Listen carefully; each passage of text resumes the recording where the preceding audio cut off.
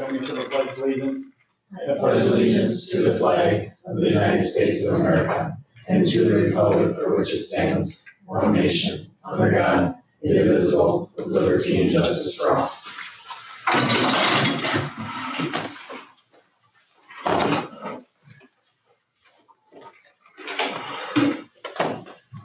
So it shows the camera's off. What does that mean?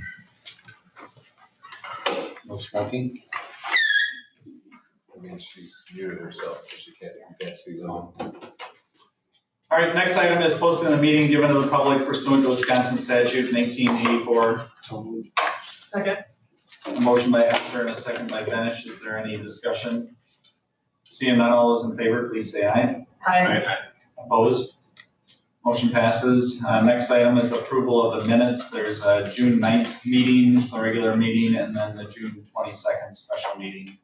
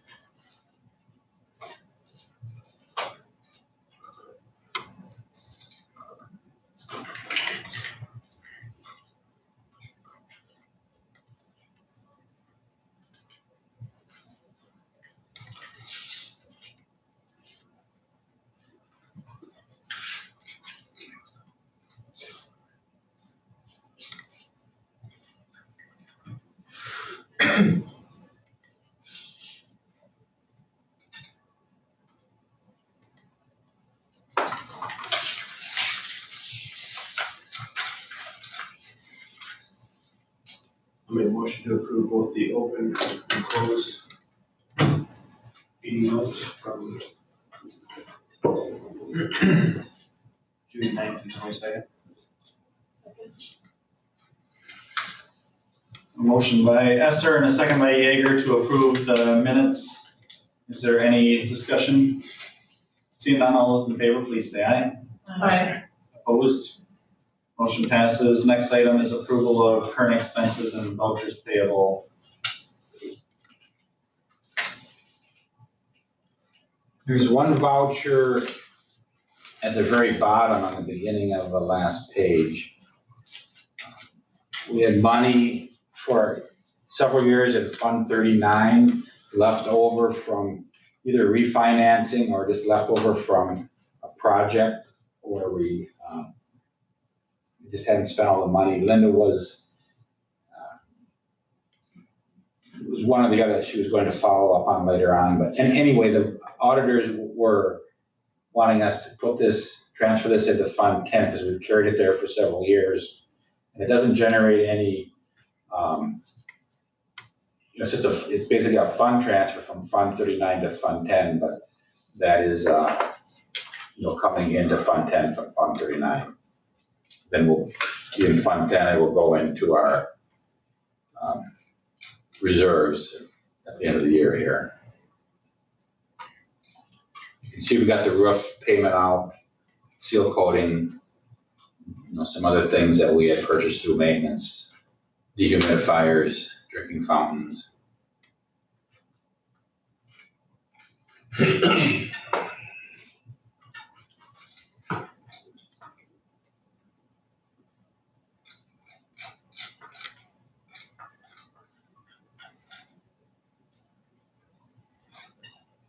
I make a motion to approve expenditures, vouchers.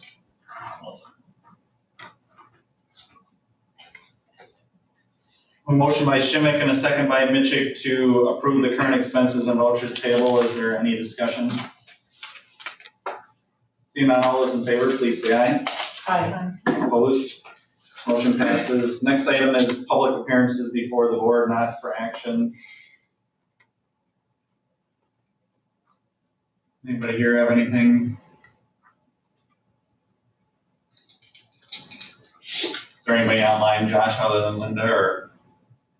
What did I have? Alright, I wouldn't see it right now. Nope. we'll move on, onto the announcements and reports. Josh, you're up first with the principal report. Yes, thanks, Mike. Summer school is now complete, other than our fitness center and weight room. Obviously, that's going up throughout the summer until football and volleyball start. So that's the only thing we're running through summer school that we have left. As you remember, we went and we wanted to go no masks, and we did so, and it was great. Kids were great, never had any issues that came to me that we had to quarantine anyone, anything like that. So had a lot of kids here. We did the multi-age group. We did our first section of summer school, and then we did the second section where Miss Bowen and Miss Pierce did the STEM, science, technology, engineering, math, did that. Had quite a few kids, all ranges there too. And I was very, very happy with the staff, and the kids went great. So summer school was a success. And just want to say kudos to our new teacher, Miss Pink, and then our veteran teacher, Miss McCarthy, for the play. Matilda Jr., they put on 3 shows, did a good job for the little time that they get to practice with through summer school. They put on a good show. So if you get a chance to see it, so I just want to give kudos to the kids and the staff for that. Sports, obviously, I think since our last meeting, I was able to share the softball awards with you. I still can't share the baseball. I apologize with you. We had a couple dates set and something's come up, and then we set it again and it came on a different night or something else. So we still haven't got that baseball thing done, but we're gonna get that done soon. So then we can share the baseball awards coming out. Maya Hennessy and ST Goodweiler just played yesterday at the All-Star softball game. And they got beat they played 2 games. They kind of mixed teams up for 4th and 5th division, and they played 2 games. So they got beat pretty good the first game, but the second game they were down 2. Last inning, ST's up, gets a hit, gets on. I think they're down 1, sorry. ST gets up, gets on.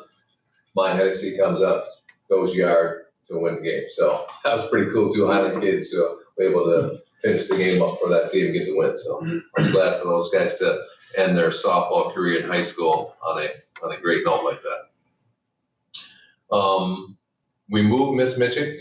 As you know, we had a middle school English position open. We did the interviews, decided to make a change within. So we moved Miss Mitchick down to the middle school.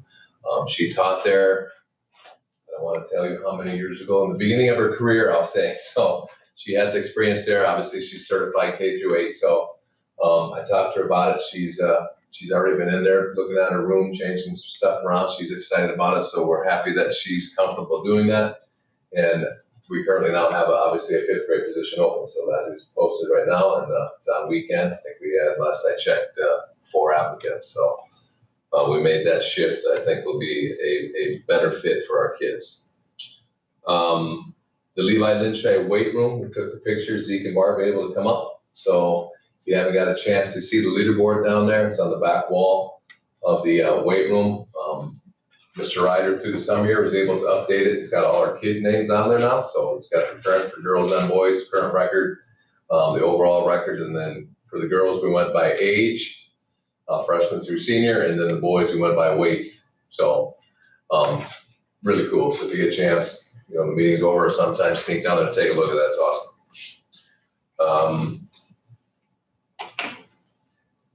As far as, I guess we're gonna talk about that later, so I'll skip that as far as COVID protocol that's coming up. We have our activity meeting Monday night, 19th, so have our coaches meeting before that, we'll get that done. And before you know it, football is gonna be rolling, and the week after that, volleyball's gonna go. So this summer, I tell you what, especially with the extension of baseball and softball, I tell you, it's just been flying by. So the other stuff, I think Mr. Bird's gonna touch, and then we'll talk about it later in the meeting as far as the new protocols coming out, but I'll hit the sports ones when we go through the activity book, if that's all right. Okay. Any questions for me? Yeah, I have a question. So with the move with Ms. Mitchell to the middle school, I'm assuming that also alleviates her time with helping with the AD position? No. No, that's gonna be about the same. It's actually probably gonna be, I don't know how much easier, Kenny, but it is gonna be easier. She has a lot of time where she has no kids. But she has 2 separate hours, 2 prep hours. One of those prep hours though is a meeting time with the other staff when they need to meet, talk about project stuff coming up, and then our other prep. So it's actually probably overall gonna give her more time to do it, not a lot, but no, that hasn't changed yet. Okay. We are looking at, I'm just talking with Mr. Bird and Ms. Mitchell about trying to do some different things to move, for example, calls. Now, some calls you have to take, you just have to take, if there's especially in spring, something gets canceled. But moving some things where I can take those calls and get them back to her later so we're not interrupting her class. Try to alleviate a lot of stuff where Kim could just take messages and try to free her up less during when she's teaching, do a little better job that way on our end, so. Okay. Any other questions? Oh, sorry, I'll do the thank yous now, if that's all right. So some thank yous I want to note. We, as you know, started that Veterans Wall project that was started a few years ago by Grant Hank. So Ms. Bowen, through her class, they made cupcakes through summer school, and they sold those and did an excellent job. And we had some donations since then. So I want to just recognize Sue Welsh for their donation, the family of Ernest Welsh, Eileen Stevens, that's the Lone Rock American Legion Auxiliary, Joanne and Ron Tennant, and then Peg Kaul, K-A-U-L. So each of those made a donation to our Veterans Wall and to the kids that made the cupcakes. And those little shavers were able to raise close to $1,000. I think it was like 900 or right in there someplace. I mean, it was pretty awesome. So I want to recognize those people for those donations. The cupcakes were amazing. Yes, unfortunately, I ate too many of them. All right, thanks, Josh. Mr. Bird? Just want to follow up from last meeting where Chloe presented the changes to the girls' locker room. As it turned out, that is not going to be her senior project, it's my understanding. So we still want to look at those changes. We talked about making them, look at the budget in the spring and possibly doing it when we ordered replacement lockers. So we have that, penciled on the calendar to bring that back up. So, she had requested that we, it's not gonna be a project, but she'd like to still have that done. Well, I don't think we'll do it. Won't happen this year, but it can maybe happen at the end of the year for next year. Just want to follow up with that. Board email. I don't send many emails out. What I want to do, talking with Barb, what I think will work, the board type stuff should be on the board email accounts for record retention, for backup and things. But if I would send an email to your home emails that says, please check your board email. You might get an email from me once or twice a month with stuff. Because I know, I don't send anything out very often. If I send that reminder out, then we'll check your board email. And if we have to help people, or when I say we, that means Barb, help people, get on there, get to their password or whatever. That way, if it's an open records request or anything, that stuff can come from the school email accounts. It kind of takes it out of your hands. I know you don't check your emails your school emails, because nothing's ever hardly in there. So would that work if I would do something like that? And it'll probably either be from me or I guess Josh too, if you're sending a group email to the board, but we would just say, we'd have a group of your home emails, and then we'd say, check your school email, and then maybe that would work better. Same with their correspondence then too, correct? I mean, any correspondence you guys want to make, let us know, send that through your school board email, not personal. If you just keeps, it's a lot safer for everybody. So, glad Brad's here, but what we want to do going forward with broadcasting our board meetings, and instead of Zooming, the three or four of us talked about using YouTube, and it would be broadcast live on YouTube. It's just that people can't participate. So if they want to have community comments, either have to come to the board meeting, or they could email me before the meeting. We could set that up formally on the agenda, but we want to be transparent. We want to be able to put out, they can view the meeting by getting on a YouTube channel. And it's basically the same thing we're doing now, it's just people aren't joining the Zoom meeting, so that's really the only thing that changes. And then the other thing is, like, the chats and stuff, it's never was intended for people to chat and then to bring that in during the meeting. It's only that little window for community comments. So it's a public meeting, you can come and have a community comment. You can, a person can talk to a board member and say, hey, could you bring this up? And that's happened, and so they can still do that. They could email one of us before the meeting. So does that, seem like that will work? Okay. Anything else on that? So technically, Brad, the YouTube thing, they could do that previous to this. They've been doing that the last several, how long, right? Yeah, and I think that's how most people do it, is they just go on there and rewatch the meeting, so it's pretty easy to look for wherever you want to hear the meeting, just fast forward, rewind through there, so that's, I think, what most people are doing now, so. Then I got a email back from Tom from Warco. He wants to, get going sometime this fall on a bid on transportation. We talked about a three-year bid. Is that how we've usually done it, 3 years at a time? Or are we like in the second year of a 3-year bid? So that'll be this year and next year. I'm sure he has to have, that gives him, you'll know at least he's got some guaranteed revenue for so many years, so he can outline his business. So I think after the school year starts and we're into that, maybe we would entertain that and get them together. There's that'll be that transportation committee meeting. And that's all I really have, unless you have questions. There's quite a bit of things on the agenda that we'll be going through, so that's all for now. I don't see any questions for you, Bryce, so we'll keep moving through. Looks like we're on to new business then, Josh, and the handbooks. Want to start going through those? The lovely handbooks. I'll start with the elementary. I think it's the first one on your list, correct? Yep. So they'll be able to click on that.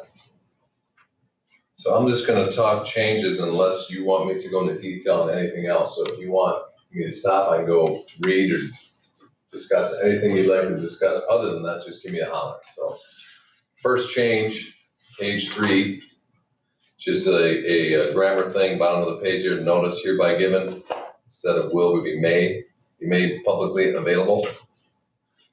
All right, only change on page 3. Next change is page 5.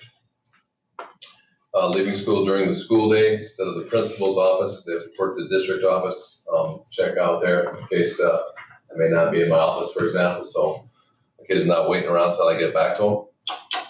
Parent-teacher conferences, the bottom of that page are going to be the 11th and 16th. So we made those changes.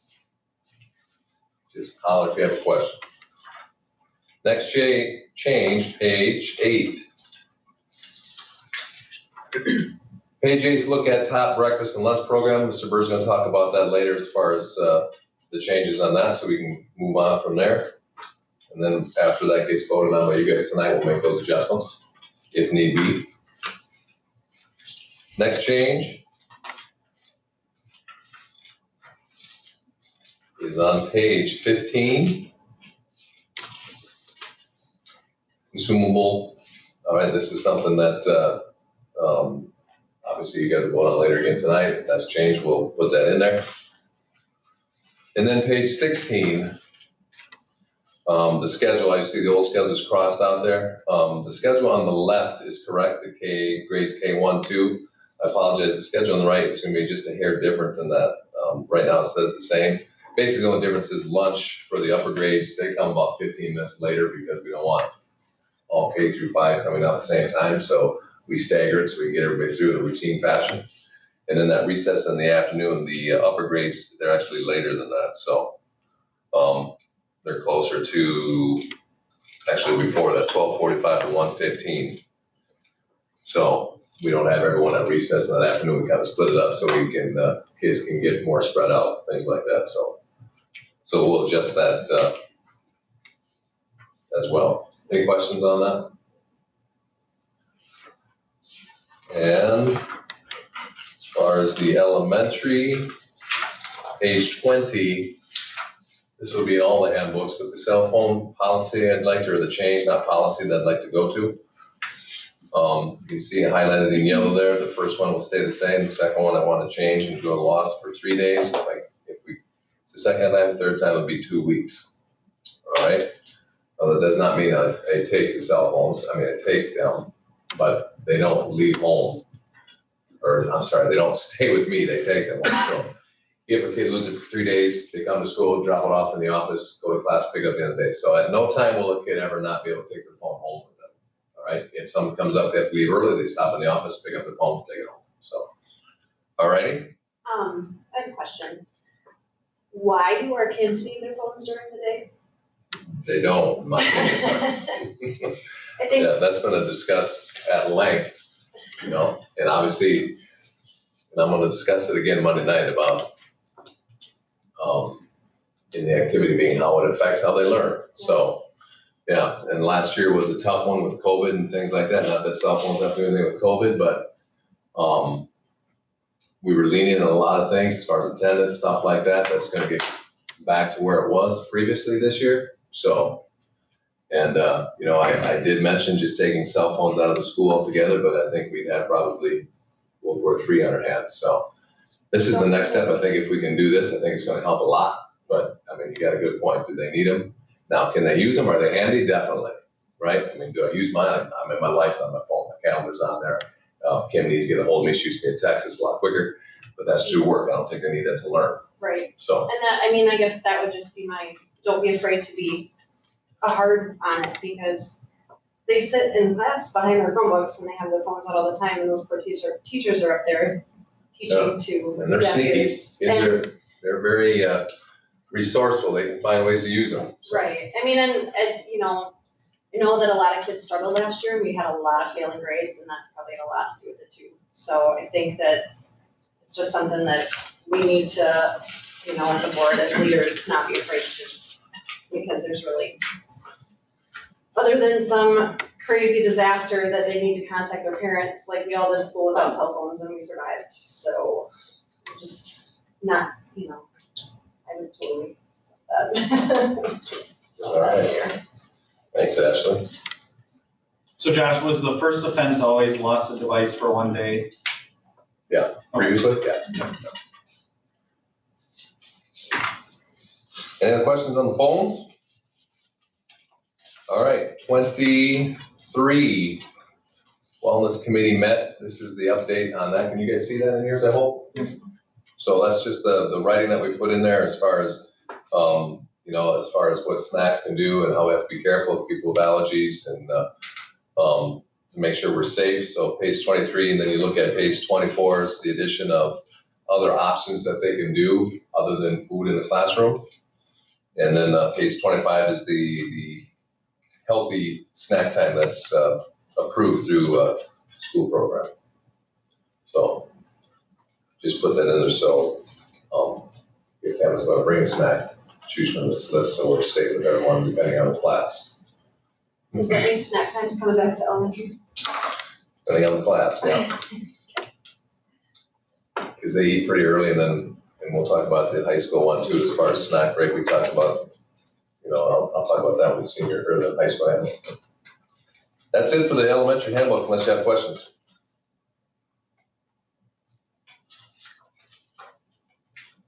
All right, middle school, a lot of the things the same. First change, page 3, obviously 8th grade's Miss Schwarzhoff and not Mr. Palmacher as far as 8th grade advisor. The grading system, page 5 is my next one. This is kind of really just a policy change because we went to, as you guys know, Neola. So the grading system really didn't change any. We just changed that first paragraph on there to meet the Neola. So really nothing's changed down there. It's just worded to, I guess, be more legal, I guess I'll say. Alrighty, page 6. Parent-teacher conferences, you can see there, September 23rd and 28th now. I took out the print, no one prints the thing anymore, so if anyone wanted, all they gotta do is ask, but the campus portal, no one's ever asked for that. Josh, on those parent-teacher conferences, are they gonna have virtual options for that again? I know that was one of the things that, as we talked about getting back face-to-face, was quite popular with the parents as far as being able to get to meetings and. Yeah, as far as having an option like that, having a virtual option. I actually haven't discussed that yet, but that's something I'll note, and that's a good question, Mike. We can definitely, if you guys want to do that, put something in place. Next page is page 11. Obviously, we talked about the fees and stuff like that before. That's coming up later, and the breakfast program, that's coming up later to be voted on. If there's a change, we'll put that in there. 13, this is what I talked about before, as you mentioned, Ashley. Food and beverage allowed only in the commons area under code of students under letter I. All right, just taking that all out because, especially the high school, for example, they don't eat till like almost 1 o'clock. So we do want them to be able to have a snack. All right, question is, the hard thing to police is, are they bringing in Doritos or are they bringing in something good, So that's the policing part of it, which can be difficult, but Donald graduated, so that'll help a lot. So. Next page, 16. If you look at the general requirements and information, number 2, padlocks, I'm sorry, right before that, as far as where we notify storms, things like that, we're just adding, we'll put it on our Facebook page and Infinite Campus as well. We did that the last couple of years, I just put that in there, so it's actually in our handbook. Then the fees and stuff we talk about later, so no change there right now. Josh, will that be posted on both of them or just one or the other? What's that, which one? The Facebook page or Infinite Campus? Both. Both, so you can change the order when in. Oh, yeah. Thank you. Make that note, Barbie? Yep. Thank you. Page 17, again, that's the daily schedule. You can see in the middle there where it's at. We're going back to resource time at the end of the day. And then in the middle school, they'll have a study hall, that 8th hour that's going to be theirs, and it's going to go right into the resource. And then the late start schedule below that. So if you remember from before COVID, that's the way it was. Page 21. Same thing to cell phones, no change there. Same as the elementary school. And then we're already at page 24 with the stuff that's also in the elementary handbook. So, questions on the middle school?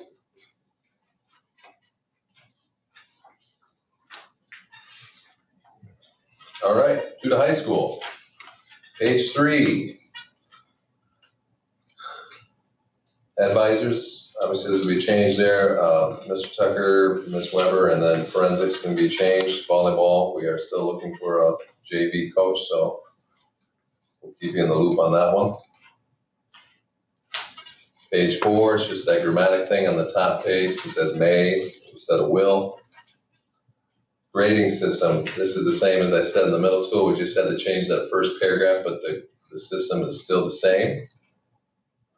So page 5, I see that's crossed off as you can see, then you go to page 6. That's what it will look like now. So, and then the grammatical things on the bottom, so the high school's district office students with honor grades will be published, not just high honor grades. The final exams, that's one thing, obviously this past year we didn't do finals because of COVID, so I wanted to make sure that was in our handbook in case something does happen where, so I just added, final exams will be scheduled last 2 days each semester unless circumstances warrant a waiver determined by administration. So in case we run into something like we did, hopefully never again, but this past year, we are covered. Alrighty, page 7. That's that portal thing again that we're taking out. Next page is page 9. It's actually not a change here, but if you look up underneath the electives and it says must include 1 credit of any advanced placement course or its equivalent. You can see that at the top of there, or top third of the page there. It's on It's on page 8 for you guys? Okay. So I added that for and I took it back out, but I just want to let you know, it says or its equivalent in there. So because that's in there, we can now add, and this is policy, but kids are now taking a lot of courses through Southwest Tech. So we also want to include that if they're going above and beyond and taking a course that's college level, they're getting college credit to it through Southwest Tech, we want to make sure that warrants a merit diploma as well. So not just the classes, for example, our AP classes here, Calc, English, Bio. Now, if they take an AP class, I shouldn't say they're not AP, but they're college level classes through Southwest Tech, example that we did this summer again. It's a great thing for kids, and we got a ton of kids that took a lot of advantage of this, save parents money, but anyway, that can also warrant an academic merit diploma, depending how they do on it. All right, questions on that? And since it's got course or its equivalent on there, we don't need to make a policy change, I don't believe. So, correct, Mr. Burke. So it always did include advanced placement, but you just added the Correct. other one. Page 15. I just highlighted not to exceed in the middle of that page, letter E for cost of sitting in the prom thing. I talked to Ms. Straka today, and we will have a new junior advisor next year. Ms. Halverson's gonna take that over, so I talked to her, is 2,000 enough? Obviously times have changed, but we had 2 different proms at the same time this year. Last year they were well underneath that and did great, so I don't think we need to change there, so I just highlighted it, we can just omit that as far as a change. 16, that's the breakfast and lunch program, that's coming later, that you guys will talk about. 17, the food and beverage, we talked about that since the high school eats so late, I don't wanna eliminate that. Page 20. Want to take this out. We haven't done this for several years as far as a tech good or an art fee. Kids have never had to pay that. We were able to cover that here. Tech projects, obviously, but if a kid in the tech A class is a wood class is building something, they supply the wood. But as far as a fee for that class, we haven't had to do that, so I took that out. Above that, take the or, put an and in there as far as recognize or where we make sure families know about cancellations and such. 21. Number 16, there says fire drills. Fire drills we held monthly with or said without warning previously. I want to add with or without warning. All right, we don't do fire drills any longer without telling the staff.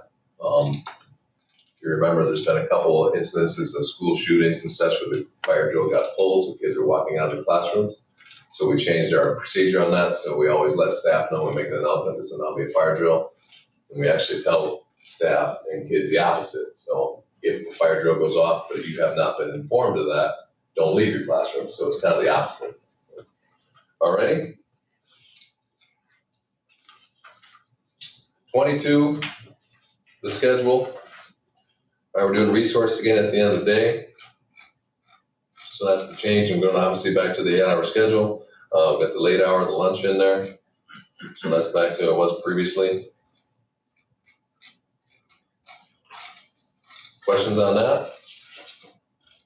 What if there's a fire and you pull something, you want kids to leave, there would be no announcement, right? So if that's the case, so what we tell kids is you stay in your classroom if there's a fire. All right, if we can't make an announcement, this is a fire drill lead, they stay there unless they see smoke. So if they see smoke or fire, obviously, they know to get out, so. Okay. All right, and if we still can't, they don't see it, then we'll go room to room and go let them know. All righty, My question is on the very end of the high school handbook, what page you on there, Kenny? 30. Oh, all right, let me get there. 1 second. 25 though, real quick, is the cell phone thing again. You see that? No change, I mean, same change as the other ones. And then 29 is the same thing as we had before. Page 30, yeah. I'm thinking you're probably gonna wanna pare that down a lot.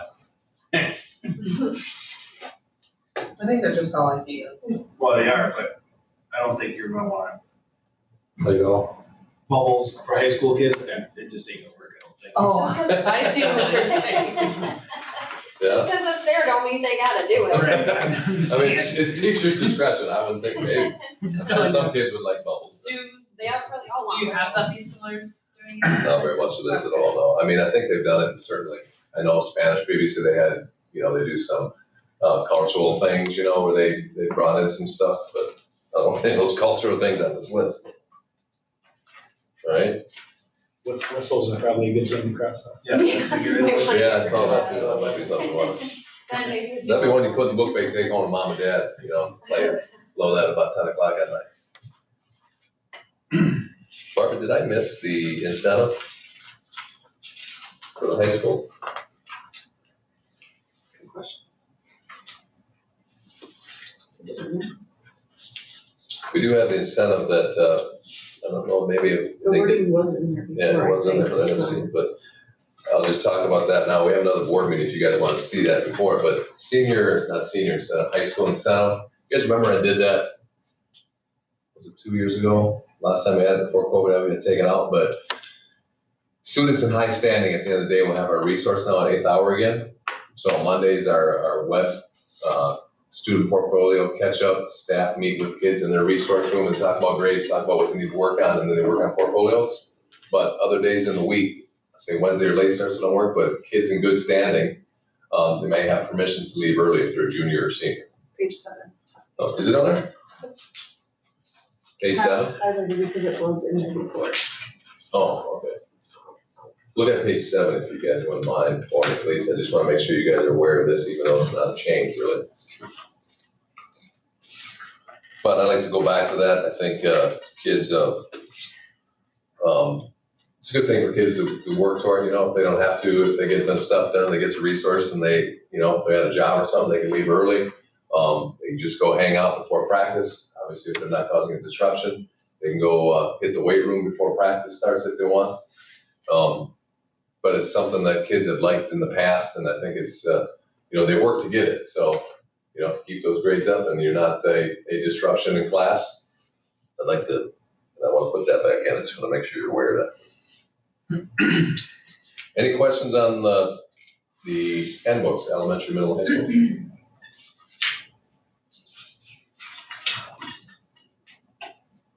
All right.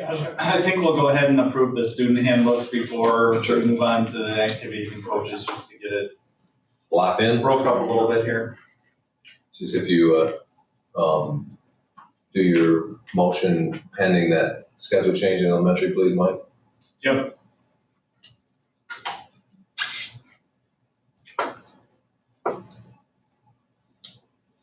I'm making a motion to approve middle school, high school, and elementaries, yearbook, or grade book, or handbooks. Goodness gracious, what am I trying to say? Pending all of the time change and whatnot.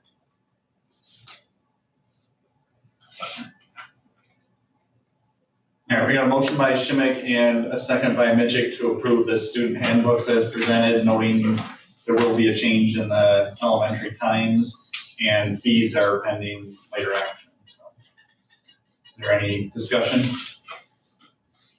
Seeing none, all in favor, please say aye. Aye. Opposed? Motion passes. Then Josh, I think we'll go through the activities and the coaches handbooks together and then we can have one motion to take care of those two. All right. Page 1 of the activities handbook, COVID waiver. This is highlighted, but it's not crossed out. And the reason being is the WA has not locked in any official guidance yet. So we may have to keep this in there. We may be able to take it out. We don't know yet. And obviously we have a meeting Monday night and I'll share that with everyone.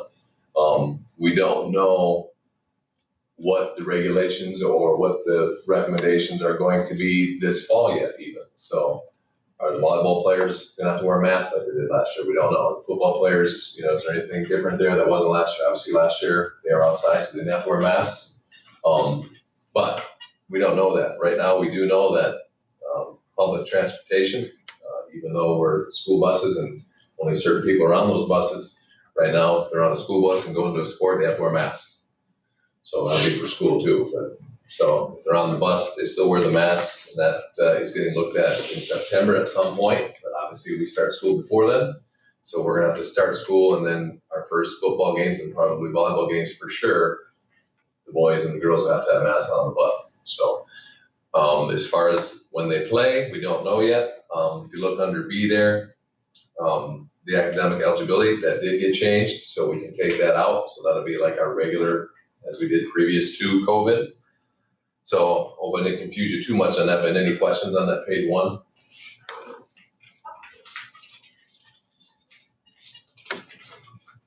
All right, page 4. Just wanted to make sure we added in the major violations charged by legal authority with verbal. We wanted to make sure we added cyberbullying in there. So sometimes that is obviously the most common one. We want to make sure that students understand that we don't want people doing that or kids doing that. Next change is page 6. You can see number 5 there. Previously, we crossed that out. That actually website is old. So we just added to number 4. You can see which can be found on the WA website. And then number 3, we just added in the middle of that thing. It said, for example. So it's just an example we added there, student violated code. All right, just to make it more, hopefully easier to understand. Next change. Page 10, which is the last page. And it's just the bottom of the locker rooms thing. I just want to say others are not allowed instead of other person. We just put others are not allowed in the locker rooms before, during, after practice and contests. So, obviously we have a sheet at the end of this that you guys all know parents sign. They have to sign this, parents, kids sign this thing. Previously, if you guys have any recommendations on that, right now we don't have a change in that, but as far as do we need both parents on that? We've never had before. A lot of times one parent comes to the meeting, they go through it, they sign it right there, turn it in, so they're done. So if we had both parents required to sign it, they'd have to take it home and then get it back. This may not be an issue. However, in an issue where there is a split family, for example, and we have an issue come up and one parent signed it, the other parent didn't, and they say, I knew nothing about it, I wasn't at the meeting, we're a split family, it can become an issue. So if you guys have any suggestions on that, I'm open to all ears, so. Every parent has the option to come to every meeting, correct? Correct. So their legal obligation, if they're the parent, they should be there. They wanted to sign the book. But you're saying we need to offer a second signature? Right now it just says parents, so, it's never ever, usually both parents are there, only one parent's ever signed it. What's that? Or are you saying you want to? Yeah, do you think we should? Right now, I don't have it that way. But. Could we get them out differently if you want to require it, like mail? We can. A lot of stuff we can do electronically now, that we've done. Because, some families live in different communities. Right. And Correct. don't see the kids as often. Right. Well, the handbooks are also posted to our website and are readily available if people wanna. And the issue that this person did not sign it, but, this is, even though you are responsible for understanding and knowing what's in the handbook, so, could they come back and say, I didn't sign anything? Yes, they probably could. Is that a problem? You say they're gonna use it for an out. if they use it Correct. Right. So, The kid signs it, right? well, if The kid is the one that's doing it. Right, so if you got the kid and one parent that signs it, I'd say. But are you saying this parent, or like this parent would do something they weren't supposed to do? Or the kid did something? No, it was the parent. The parent, right, that's what I was guessing. Yeah, so what had nothing to do with the kid. Right, Kid was fine, but, you know, for example, if something comes up and this parent needs to have a meeting before they can send another contest, then we have that. But they didn't sign it, can we still hold to that? My opinion. Wouldn't that be just like though if grandma and grandpa came and they did something they weren't supposed to do, or my cousin or my sister or my brother or whatever? I mean, there's rules and regulations at every school and they should be Right. abided by. So, I mean, That's a good point. my sister Good did point. sign the yearbook and she's really getting wild up there. What do we do about her? if you can legally do something about it regardless, then don't worry about it. I Yeah, can't I see mean, why I'm we okay have with to it, I change just wanted to let just you guys know that if you think we should, we can definitely do that. But if that changes, let me know, is that a reminder? Yeah, that's fine. I just, maybe just include extra signature lines on there so that, you know, you can encourage all the parents to sign it. But, I mean, you're gonna have 4 parents for a lot of Right, kids that will need to sign Right. too, because you'll have split in steps and everything, so. right. It's just that Yeah, it's a little wild. it's a hassle maybe to get all of them back if it's required, and it wouldn't. And then it hurts the kid. Technically it can, because It if can, you you got a can't kid that, participate if you you don't got have a parents hand. there, but hey, I need both signatures, well, you know, my mom lives in Florida, there's no way, well, you can't practice until, you wanna do that. Could you put something that says, by signing this, you're acknowledging that everybody in your family knows this information or something? We thought about that too, can't we? But I don't know how comfortable some split families would be doing that. You know, because I'll sign it, but I can't speak for. Anyway, just, I think we'll leave, you guys are all right with leaving how we have now, and I can, Yeah, I would just encourage to try getting all the parents to sign, and you can just go over that at the activities meeting. But like I said, as far as requiring it, it's gonna be tough. And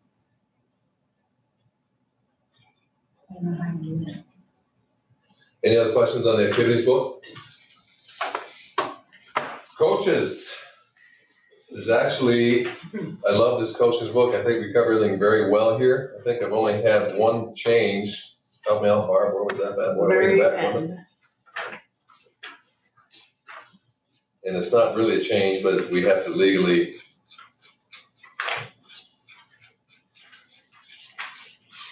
Page 29. 29, way in the back there. Guys, find that page for me. Says conduct for coaches. And previous to that, it looked at, you see it says policies of the Board of Education, there's a policy number behind there. Since we went to Neola, there's this policy no longer there, so we took that out, so. But I still wanted these list of things in there, I think this is very good things for coaches and advisors, or coaches to follow. So we just took the code out, and then we just did conduct for coaches. And then I took the advisor out, the advisors are teachers, so they follow the teacher handbooks, so. So we took the advisor word out, and then we took the last side, recognition of this, the following guidelines for coaches and advisors have been adopted by the School Board of Education. Obviously, this handbook is, so we don't need to say that again here separately. And then we got the coach, and then we got the thing, we just took the advisors' names out on the bottom. So there's really not a change that, as far as what we want to, you know, make sure the coaches understand, it's just how we word it to cover ourselves. Questions on that? And then they sign it on page 30, you can see where that is, and then the stuff after that, we don't need that stuff anymore, so we cross that out. That's the only thing on the handbook as far as coaches. Any questions for me? Is this reviewed every year? Yes. Okay.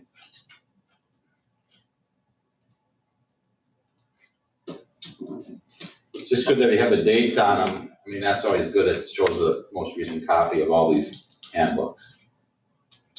And I know it's a pain, but for some reason you wouldn't think, but there's always a change every year for something or somewhere. I'll make a motion to approve the activities handbook and coaches handbook. I'll second that motion. Oh, sorry.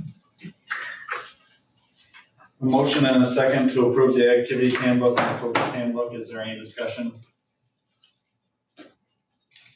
Seeing none, all those in favor, please say aye.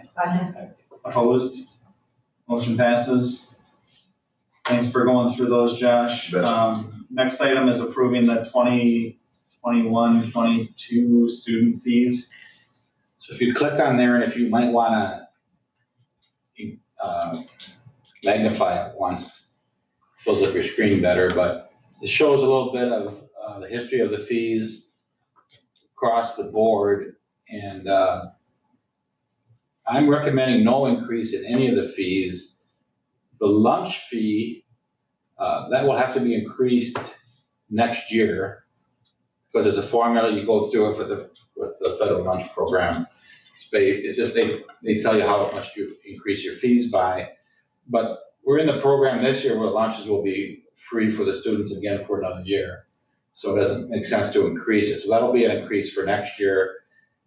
I just don't see a need for increasing at this time, and I just want to keep things simpler. We ended the year really well with our year-end balance this year, so maybe in the future we would look at some other things. But for all the fees, I'm not recommending any increase, knowing that lunch is coming a year from now. We'll probably increase the lunch, unless that free lunch keeps going on. I don't know.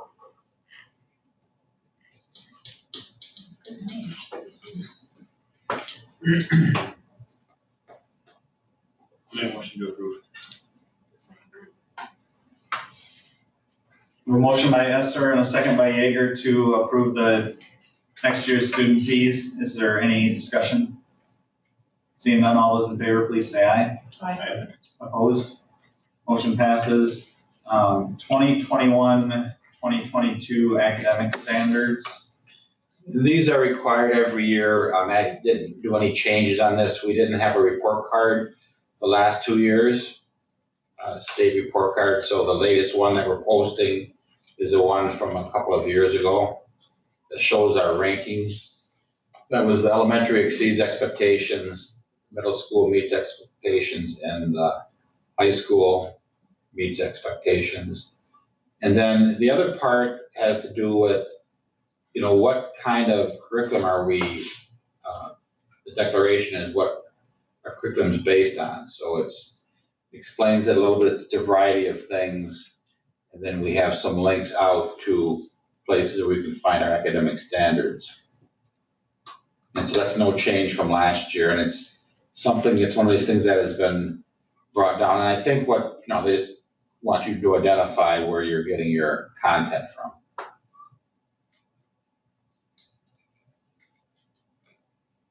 Make a motion to approve. A motion by Esser and a second by Schimick to approve the academic standards for the upcoming year. Is there any discussion? Seeing none, all those in favor, please say aye. Aye. Opposed? Motion passes.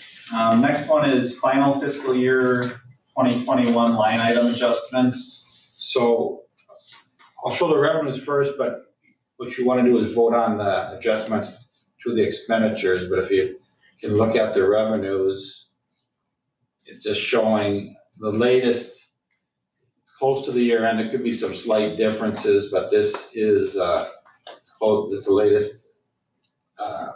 We had a little bit more revenue come in just lately. We have this Medicaid reimbursement, and it comes from previous years. And when it gets sorted out, it comes into us. But what it's showing at the very bottom is we have $7,934 more revenue than we budgeted. So Linda did a great job putting all these budget items in to come that close. And you see it's up 100.18% of our revenues came in. So that's just for your information. And then if you go to the expenditures, it is showing a couple of areas where we overspent. And when I open this, I can't see it all, but if you click on open with Excel, then it shows up with more notes on here.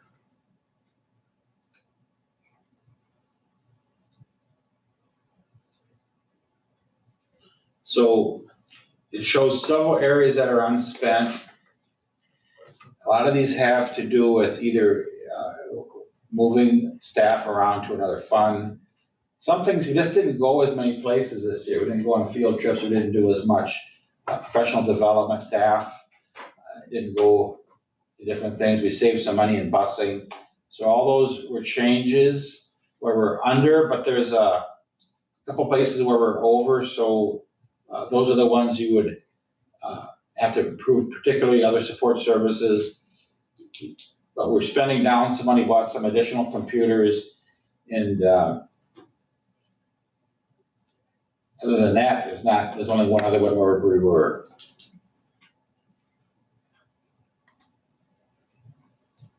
Insurance and judgments where we were overspending what we budgeted. The only person that overspent his budget by far was the tech person.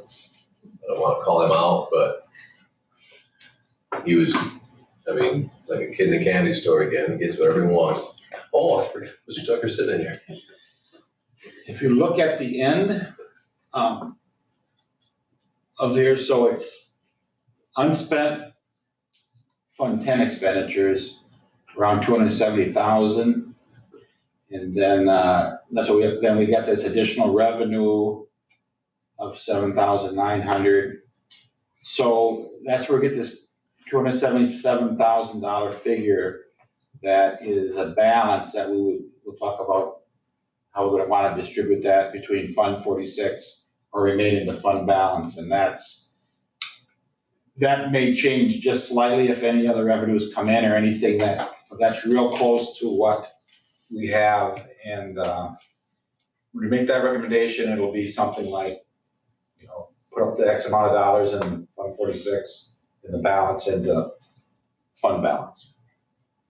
So we did purchase a lot of things in this past year's budget to buy supplies and pay for licenses and other things that were due for next year's, but kind of on that cycle now. So we did it the year before, and we're in good shape, at least ending the year and going into next year. It's just that we're not getting increases in funding through the formula. They've frozen that, and they want schools to use the money through ESSER, and we don't get as much as some schools, but it looks like we may have it. We don't have the ESSER 3 allocations for sure yet. They're kind of fighting over how they're going to distribute that. But I think we have just over 100,000 for ESSER 2, and sometimes ESSER 3 is what they're telling us would be close to double that. So maybe we have 300,000 total over the next 2.5 years budget for the ESSER funds that we can use different ways, and we might use some of those for the extra teacher we had to hire for a first grade, and use that for a while to address learning loss that way. You can also use it for some professional development, also for technology again. So Brad will still get his way for a while, I guess, order stuff if we need to. But we have that money, but some schools really cashed in and got millions based on their Title I allocation. And then it goes on the poverty rate or the per student, the income per school age student, I believe is what it boils down to. So we do need to approve budget transfers, so these ones that are in the negative come back to zero. So I think it's just two areas. Is that right, Linda? Can you hear me? Yep. Yes. Yes. So basically the other support services where it is in the negative by 19,000. And then under the insurance and judgments where it's over budget by 1,800. So it's basically those two line item adjustments that we have to approve, but they can go ahead and just approve this page like they did last month. They actually approved it last month, but this is just an updated version. Bryce, and this includes that Fund 39 transfer into this as well, so that'll be in this past fiscal year. That's included in the year-end balance, I believe. Is that right, Linda? The Fund 39 balance or transfer that we talked about tonight, that was already in the books. It was already an asset. So it was basically moving it from a due to account from cash. So it doesn't affect this at all. It was already on the books. It was just moving it from one fund to another. But now that it's in Fund 10, did it increase that number to 277 or? No, it was in Fund 10 already as a receivable.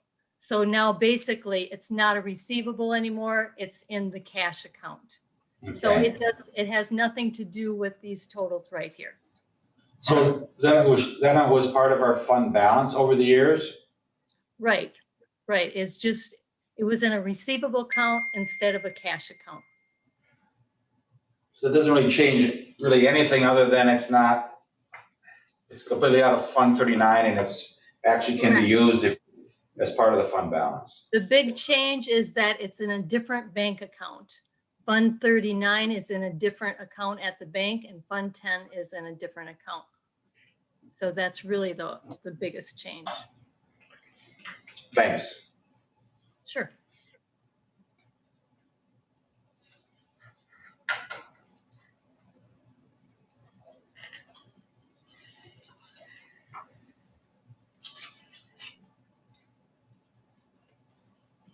I'll make a motion to approve the revenues and expenditures.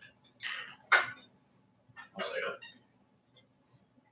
A motion by Schimick and a second by Esser to approve the final fiscal year 2021 line item adjustments. Is there any discussion? Seeing none, all those in favor, please say aye. Opposed? Motion passes. So then the next item is to transfer to Fund 46, and we basically need to take the 277, that's the balance left over, and either put it in Fund 46 or remain in fund balance. And did you have a recommendation on that, Bryce? I think kind of how we did last year, we'd say like up to 220,000 in Fund 46, and then the balance into the fund balance. So I was thinking up to 220, and I think we could do that, put about 57,000 in fund balance. Ashley, the Fund 46, we still can't get to that money for a couple more years, and it's for capital improvements, construction type things. So we put it in there, but we get aided on it like we spent it this year. So it's good to build that, and then we put a little bit in fund balance. We can get that back out if we need to, anytime.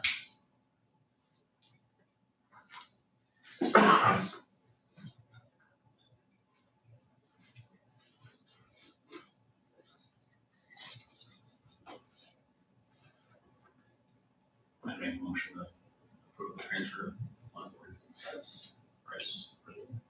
I'll second. We have a motion by Mitchick and a second by Schimick to approve a transfer to Fund 46 of up to $220,000 for this past year.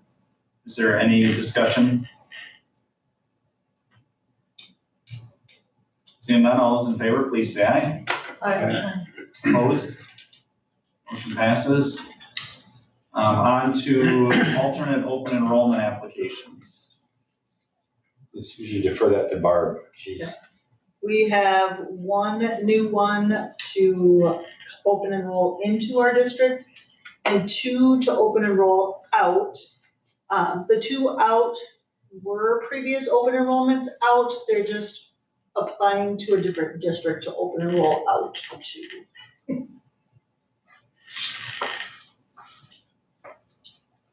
Make a motion to approve. I'll second.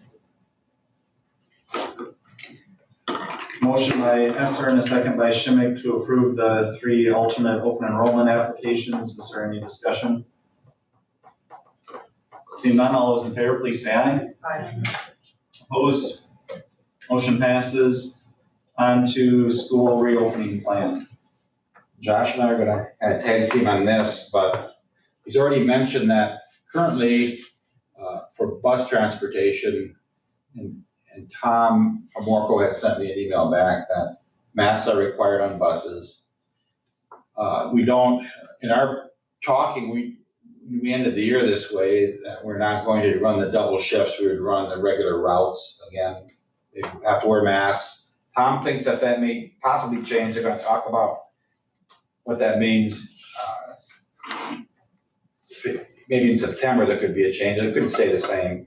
Otherwise, since things have gone very well, we didn't have any incidences that we know of. We do, during summer school, we are meeting with Nurse Sharon, probably Tuesday of next week, go through the CDC guidelines. Sharon is, basically her position, and all the other nurses I've ever talked to, they always are, they recommend to follow those guidelines. That's a recommendation, and that's what they need to do.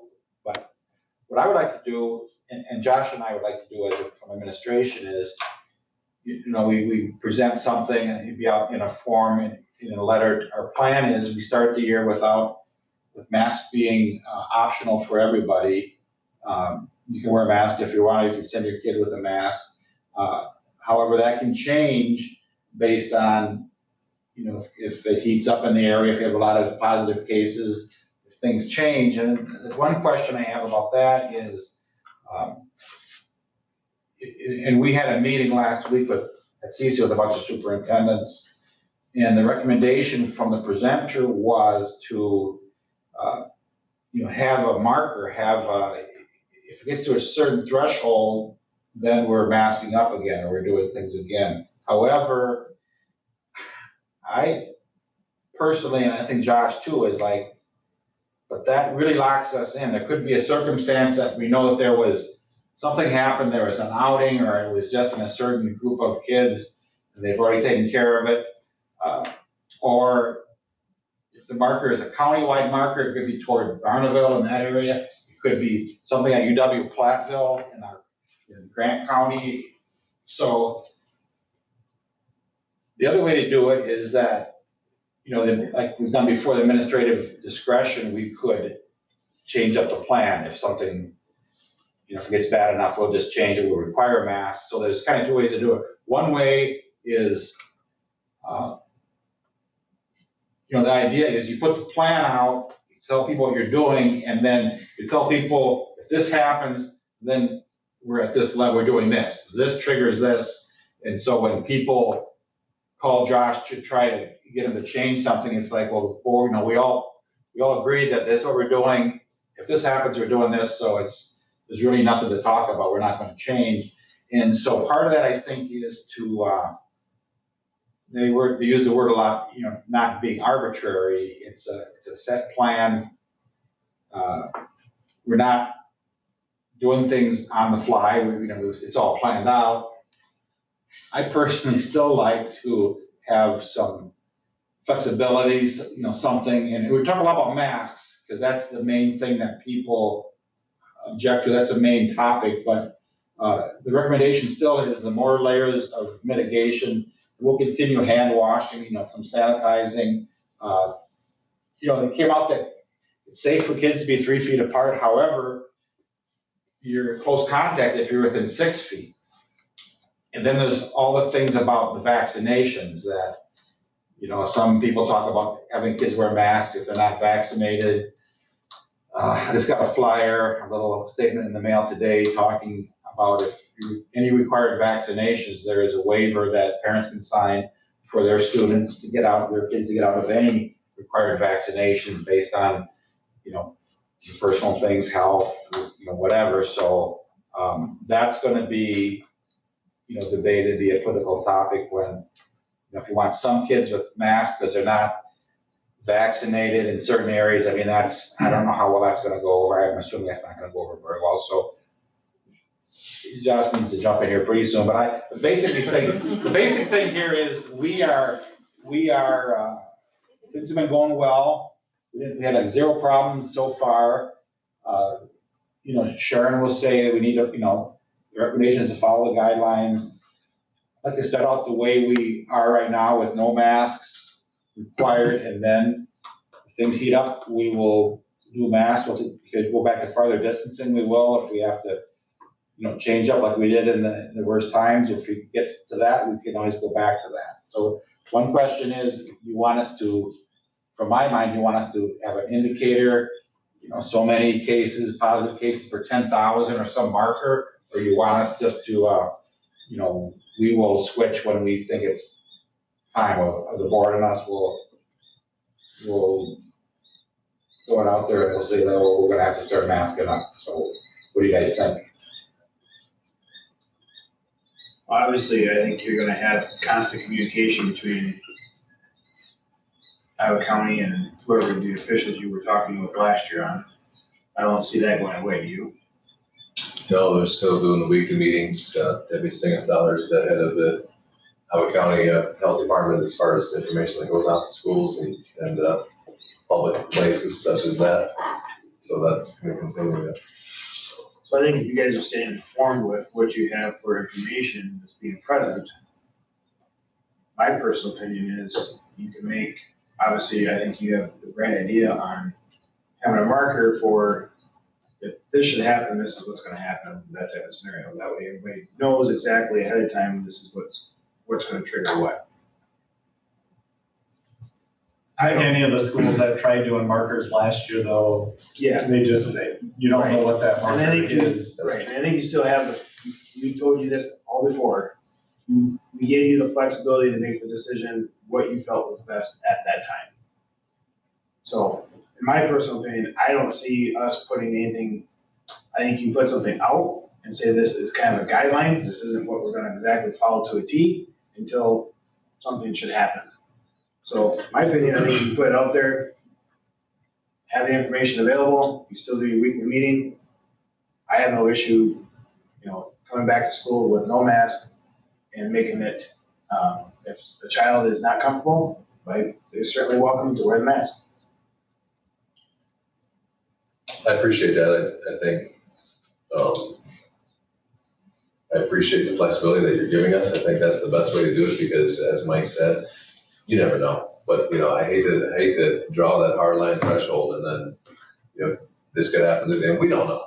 Hopefully nothing will happen. So I love the make masks optional. If you want to wear a mask, great. If you don't want to wear a mask, great. I would love to even go further and as far as quarantining, I would love to even go as far as, obviously if a person's not getting vaccinated, that's what their family believes is right for their family, right? So if they're not getting vaccinated, to me, this is my personal opinion, and they're comfortable, being in public without being vaccinated and doing the things, without having the vaccination. So obviously they must be comfortable coming to school without having their child vaccinated. So as far as quarantining, I would love to even go farther, and I don't think it'll ever fly with the CDC, or as far as if you want to quarantine your kid, you're exposed, you're within 6 feet, we'll recommend that you quarantine, but we'll leave that up to you.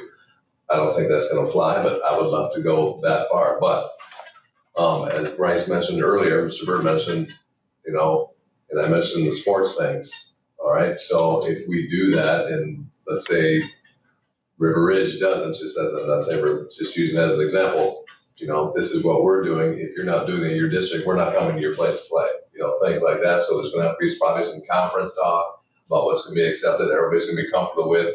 If we go to play football someplace, play volleyball someplace, obviously everybody wants to, be safe. So those conversations have not happened yet as far as a unanimous or a conference thing. As you know, there was a school last year in a conference that didn't follow it anyway. We created a lot of I don't want to say hostility, but a lot of animosity or a lot of frustration, I'll say, towards other schools. So we don't want to do that. We want to make sure that people are comfortable coming to our school district and we're comfortable coming to theirs. So, I'd like to start as normal, whatever the heck normal is, as we can. And then if things come out, we just adjust when we need to adjust.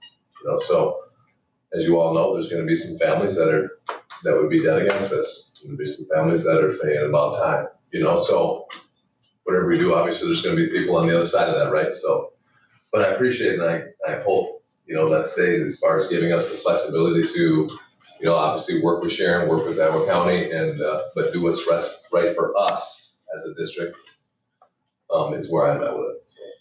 So, did I miss something there, Mr. Berger? We're not crazy about there's gonna be options to do testing, COVID testing on school personnel. That would be either Sharon the nurse or Barb getting trained or somebody. And my understanding is Upland Hills and some of the local providers have 15-minute testing options. And I think there'll be less of that. The benefit that comes in is, you can get an answer quicker and have a direction.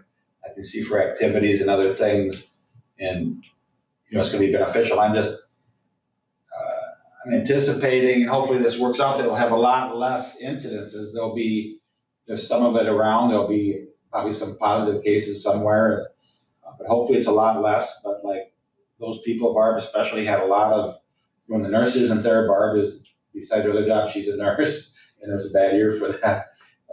And she did a great job with it. But testing it and putting it up somebody's nose, and, the liability, and just that, I just don't know if I want, my staff is stretched pretty thin, so we're probably not gonna go with that. And Sharon also, sent me an email on that. I did a survey just so we have the option to get some training or, be part of that, but I don't know if it's necessary, and hopefully don't have a lot of it to do anyway. And then the virtual options piece, we talked about, Josh and I had talked about. So what our goal is, for our teachers in the classroom, we want the teachers to teach the kids that are in front of them. So we don't want them to offer a true virtual option at the same time when they're teaching other kids. We have Wisconsin Virtual School through CISA 9, and it's DPI approved. We can purchase courses for parents that want their kids to stay home and have a virtual option, and we can still count those kids. We can do that through the elementary also. But the other things we talked about that are a little trickier, aren't as black and white, are, for example, when you're quarantined. So somebody's quarantined or they're excluded, whichever, but they have to stay home because of COVID. We think it's reasonable that they could listen in and view the classroom. And we're talking about some of the details of Brett, how would we do that? The main thing is to get a good enough microphone, kind of a setup, whether the teacher has to wear it again or whether we can purchase something that would pick up in the room. Like this picks us up, but that's an expensive unit for telepresence that we bought a few years ago. So, but there probably are some things we could place in the room. But the idea would be is that student could listen in, but they're not going to be corresponding with the teacher. They could email, again, so the teachers can focus just on their kids in the classroom. And hopefully don't get many kids that are quarantined. Then we have kids that are actually sick, unrelated, or have a broken leg. It's not related to COVID. So they would have the same option. I mean, sometimes you're sick, you're not going to be viewing a class. You're just going to be sick. You're going to be sleeping or out of it or whatever. But it's the same thing. Since we did this past year, we looked at some possibilities. So is it good that we have some options for kids just to, they got to continue their homework? Can they view into the classroom? Then we also talked about, is some of that stuff recorded again? And that's where I kind of get lost in the management system. Sometimes that is, I don't know if it's done all the time or through the classroom management system, but there's that other level of, so there's the COVID kids that are excluded, there's the kids that are just sick or have an injury, and then there's kids that are on vacation or they're on trips or something else. And kind of the sentiment last year was, well, if they're taking a personal day or they're on, their parents get to go on a business trip and they're in Appleton for 3 days and they got a pool and they're going to hang out and they want to attend virtually. Well, they're not going to really attend virtually. We could let them, they could also just,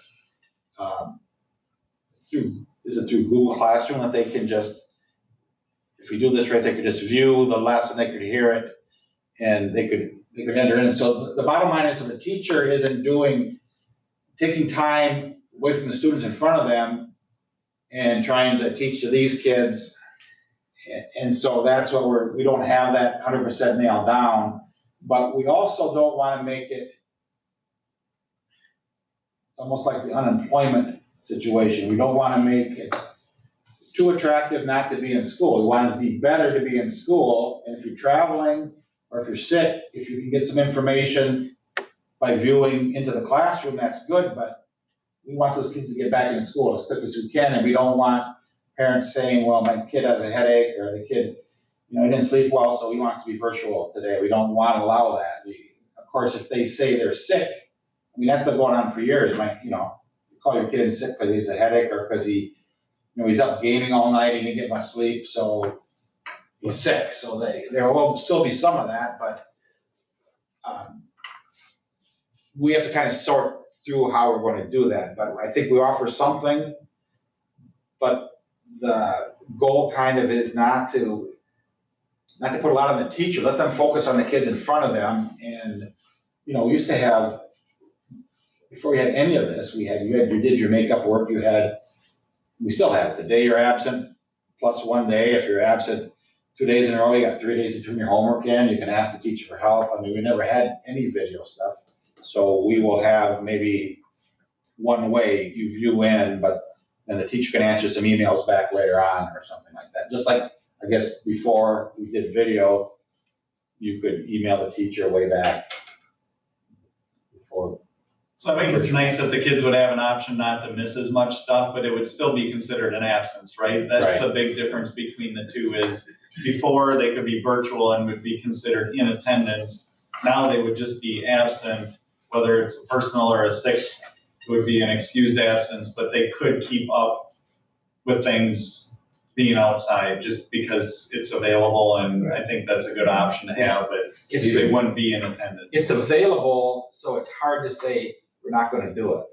Or if you're on a vacation, we're not gonna do it. Well, why wouldn't you do it? Don't kids, Right, I think it'd vacations be and great things? for them to be able to keep up with things while they're gone, but they would still be gone, right? It would still So be because an of the absence. absence, you still get 10 for the school year. Right. Where last year, because of COVID, we were, very lenient with Right. that because of, there was many different things going on, Right. right? So this year, that's not the case. You get past 10 days, that's true. So, COVID or Right. quarantines might be classified different. correct. So what we're doing is if you're quarantined, we're still marking you absent, but we're gonna have a label on that. For example, we have kids absent right now, and there's an SR, school related. So none of those days count. For example, if a junior goes on a college visit, that's school related, doesn't count toward their 10 days. So we'll do that. We'll still mark those kids absent that are quarantined through no fault of their own. So to be absent, maybe absent with a Q, I don't know, I have to talk to Barb and we'll have to figure out what we want to code it, but we'll code it a certain way. So we still have a record of who was ever absent through quarantine. All right, so we keep an accurate record of that. And that way, those kids don't lose those 10 days because of being quarantined through no fault of theirs, so. So we're still offering a virtual option, but through the CISA option, correct? Yes. Okay. And that is, just, that's not a live person. It is a person on the other end that it's a curriculum set. You email them back and forth, help you with stuff, but they're not live teaching, but they're gonna get back to you and help you with things back and forth. It's been around a long time. Other schools are looking for, maybe you've heard talk of looking for these maybe live schools, maybe like an actual virtual school. My caution with that is the same principles, like I don't want to encourage people to stay home and take virtual classes. I think they're better served in our building with our teachers and our staff. And in some cases, we'll have an option that's really a good option, but I don't want to, again, make it so attractive that people are looking for ways to do that. Well, really, if they wanted to, they could just open and roll and do it at the schools that are doing it. Right, yeah, well, And then we lose. And then we just Right. So that's true, so. Virtual option. But I don't know, and we lose some of them anyway, but after this past year, we didn't really have more kids coming in as the year went on, except for the kids that really didn't want to ever be here anyway, and it was a way for them to stay out, but virtual school all year long is not, it's tough if you're doing the work. Yeah, even if you have a live, it makes it tough, just, you know, it's tough on teachers, you can't, it's so hard to read, you know, are they getting this, are they not getting this, you know, through virtually. So, you know, we mentioned this to CSA 3, our CSA, last year, I can't remember, if they were they looking at putting staff at CSA, that they could go, you know, any schools in all 31, well, forever, I guess around the world. If you wanted a third grade teacher, we have one here, you know, but that didn't come to fruition, so. But I guess now's the time, if you think that we should look for more of a real-time option, they call it synchronous, where you're actually looking at a teacher, but that is more costly. You're trying to retain the kids, but like one option was through Medford Virtual School, and I think North Crawford was talking about doing it, and they would, they keep the student, they'd have to pay that, but they would only receive about $2,200 in funding. After it's all done, instead of getting 12,000 or whatever they get, we get around 12,000 per student. And after it's all this exchange of, we count them, but we send them money, be $2,200 that they would net out to the positive. So it wasn't much better than losing the student, except that you keep them in your system, and maybe they stay with you the following year whenever COVID is over. But if you think we don't know what people are gonna do, we have an option, but. I just wanted to make sure we had an option for those who aren't game for whatever plan we have. That's all. I'm sending my kids to school.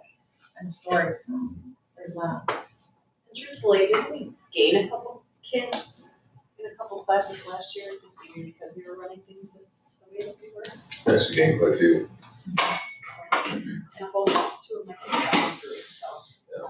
Some of them went back to their, Yeah. you know, some of the schools are back in person now, so they're going back. And Right. big I just wanted to thing in make my sure for opinion. the parents or kids that don't want, or, you know, unsafe, whatever reason, Yeah. they have the option to go So virtual, basically and what we you're are offering asking- that to keep them here. Is if the CISA one is fine to move forward Yeah. with, or if you should look for some. Go to season. Try it, and if it doesn't, there's a lot. Use it. And is it K-12, did you say? Yes. Yeah. So it's a good option for all of us, you know, all of us, all of Highland. I mean, What, I'd have to check if it goes down to kindergarten now. We go down at least to where they can kind of read, you know, have an operating computer, so it goes to lower elementary, but I wouldn't, I'd double check if it goes, so I can look that up. I think most parents want their kids. We have Virtual at that virtual age. for grade Or they three. would need to meet with them. Yeah. Just the one. I do know families that do that. It's a good system. And last year, we didn't have any kids in lower elementary, other than one Minimal, family yeah. that he was, the student was 4K age. That he's just gonna go 4K this fall, so he is younger first class. We didn't have anybody that, you know, now the upper ones we did. I think upper elementary did, and obviously you guys know about the high school, but.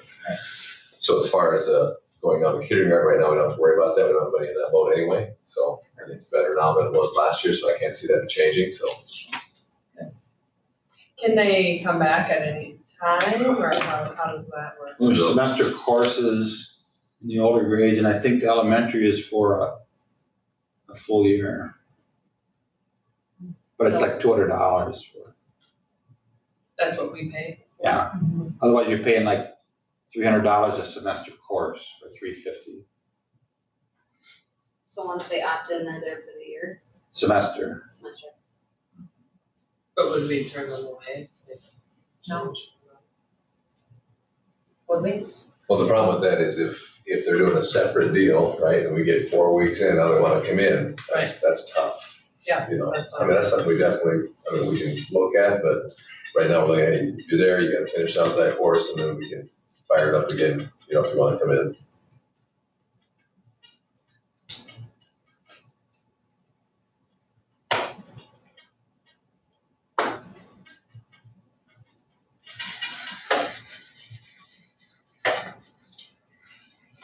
Any other, oh, the other thing is, you talk about quarantining, they are looking at, instead of, previously it was 14 days, looking at going to a 7-day now. So again, if that's something that's gonna talk about in the schools as far as sports related stuff and places we go, if everyone's on board with that you can come back 7 days, get tested after 5, it comes back negative, you're good. So take another week off the quarantining, which would be huge, I think, so. Again, we'll talk to Sharon next week and see if that's something that's coming to fruition as far as our county. How does that work, vaccinated or unvaccinated? We can't really ask kids if they're vaccinated, can you? No. So how does that work? So, Vaccinated or not, they have to be quarantined? no, they're vaccinated, not have to be quarantined. Fully vaccinated. So, But we have to then ask for proof. Yes. Yeah, the school can ask, the school personnel, I mean, it's not to be shared with everybody, but then the last thing I had to talk about, how you want proof, because otherwise people just say my kid's vaccinated. But I did have to nurse and Barb and. but only certain school personnel can ask that. Right. All right. As it should. Like a teacher, for example, will tell us that you can't ask if you're, that's, personal preference. It still says positive though, for vaccinated. They could, correct? So that they don't. But I think they're talking about quarantine close contact, like If you look at- Right. Yeah, I mean, if you look my at son last and your year, son were sitting Right. next to Johnny and he has COVID, Right. and yours isn't vaccinated, mine is, and we Oh, bring it in. oh, that, Yours got has it, to got stay it. home, I mine was doesn't. thinking the wrong, got it. but I mean, you mentioned Mr. Bird, the last superintendent's meeting that they did stats on the people that were quarantined and the chances of them getting it from being quarantined were so minimal. I mean, I can only think of possibly one in our district last year that was quarantined that got it. And I don't know, and his parent also got sick at the same time. So I don't know if he got it from that or from, I mean, we couldn't prove that anyone got, maybe Courtney got COVID. So that's a great sign, so.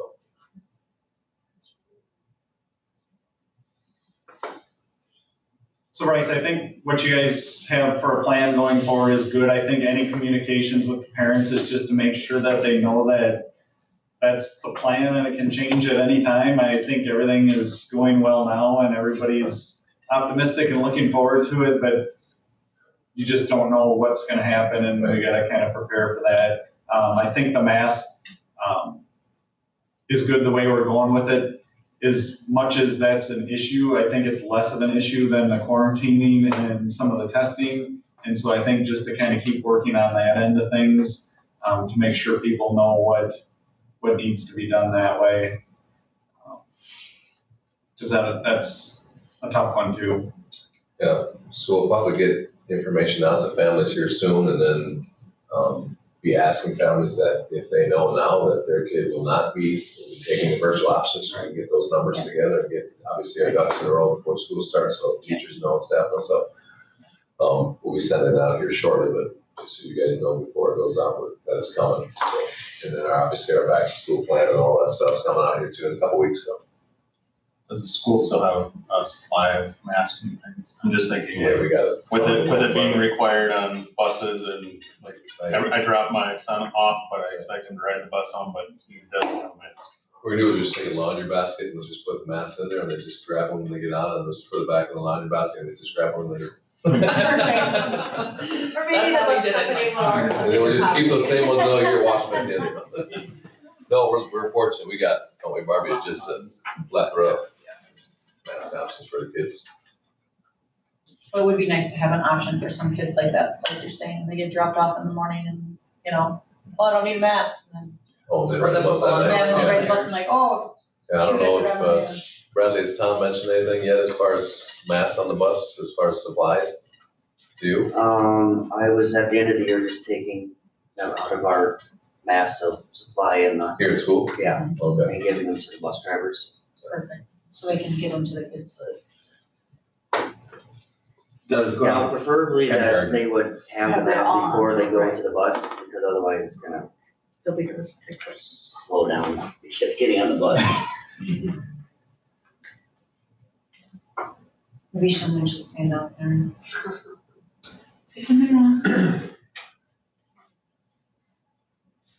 Anything else you need, or? And it's fun that it goes down to kindergarten, there's the K through 5 option, and there's middle school courses, and then there's high school courses for credit. It's this Wisconsin virtual school. Who sits there?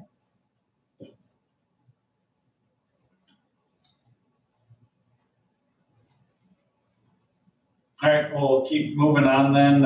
Review of senior picture display options. Yeah, if you remember from last month, you guys talked about, different options we could do and display those senior pictures here at school. So I met with, obviously, Mr. Tucker, and Bradley helped me out if I mess this up, but we'd like to take the TV that's above in the commons now and move it across so when you walk in, to be right in front of you there. And then Brad found this program that we can have an iPad, so the iPad will be down below. It'll have the web page on there, and it'll have, on our web page now, you can go to where the senior classes are. You just click on that, click on the year you want to see, and it pops it up on the screen up above. So we just got to build a little, some kind of podium type thing that I think we can attach right to the wall, so it won't stick out very far. And then we can have every class on there. I thought about maybe keeping the last 5 years up here, just keep rotating till their 5th year reunion, and then keep moving those down to so we'll have the last 5 years here all the time in a spot there in the commons. That's our thought. The cost of that, what you talking about, between 2,000 and 3,000, Bradley, to get that? Yeah. So that I think is the cheapest. I think it's efficient. It's it's right there in front of the big screen. We have 95% of the classes on there. We still got some classes that we got to get surveyed and in there. So in doing that in our future senior pictures, then instead of doing it like we do it now, we want to do it a little differently. So it's when we do scan it, can you explain that, Brad? Instead of doing the individual cutouts, you want to do how is it? So every year the kids have to hand in a digital picture for a yearbook. And so instead of, what is it called, Bobby?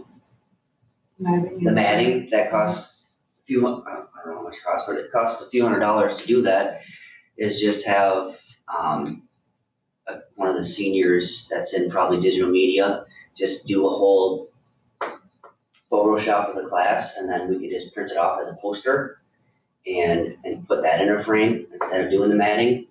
And you'd probably be able to see the names better, and then it's not all put on.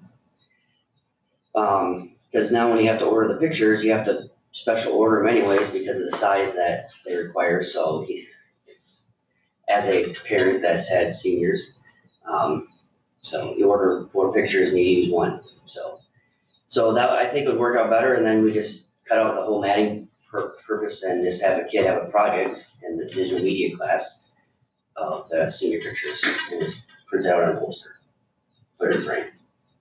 So. Sounds simple. You notice if you were checking some of those, when you look at them on a screen like this size, it's really hard, just depending on the year and how they printed the names on there. The older ones are better because they're just black and white and it's just typed on there. Well, some classes got fancy and they, some are even cursive, and it's like, dang, that's hard to see. Big screen it is, you can see it. And then the way Mr. Tucker's talking about, we won't have that problem. Make sure, it's a lot easier to see. As you guys know, the way they do posters today are very, it's very quality. So that's our recommendation. If you guys like it, we'll roll with it. Do you want approval for purchase of that, or do you want to wait till later in the year when we know where we're at better with budgeting, or? No, I think that 2,000 or 3,000 max. I'd say 3,000 would be max. Actually, the other thing I was thinking too, that, I don't know all the other donors, but I know when I first got here last fall, we got 5,000 from Highland State Bank.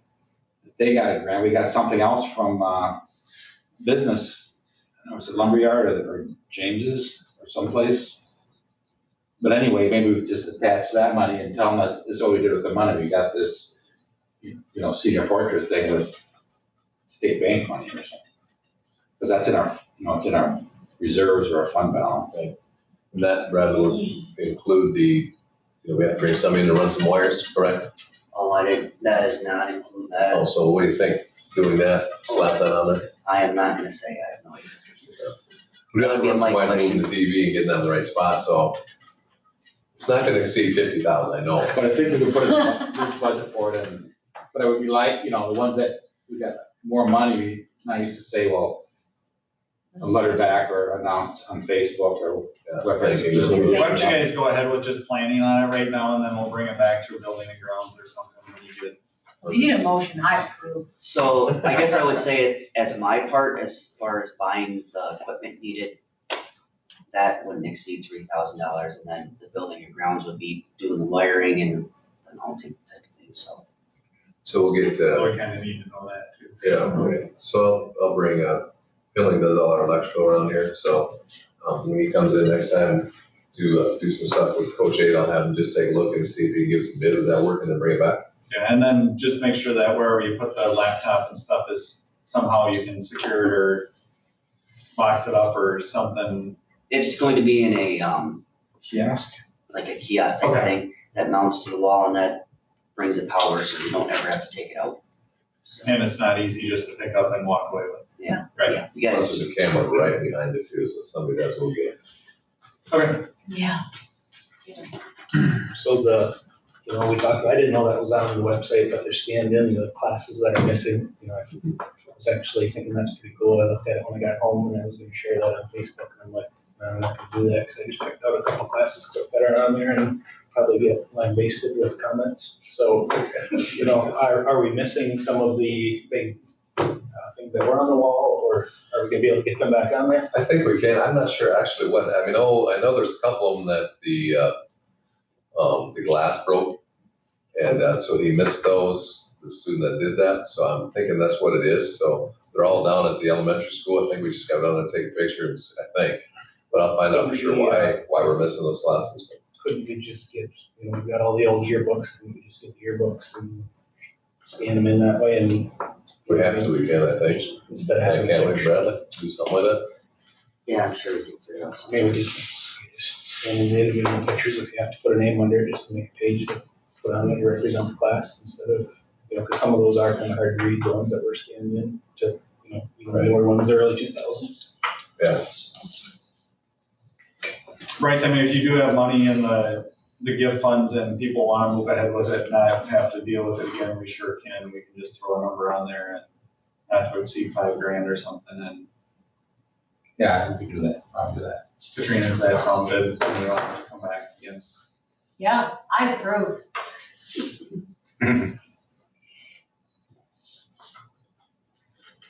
So we have a motion by Shimmick to approve the purchase of the senior picture display and proceed with that up to $5,000.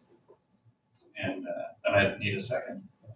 And a second by Drury. Is there any other discussion? Seeing none, all those in favor, please say aye. Aye. Opposed? Motion passes.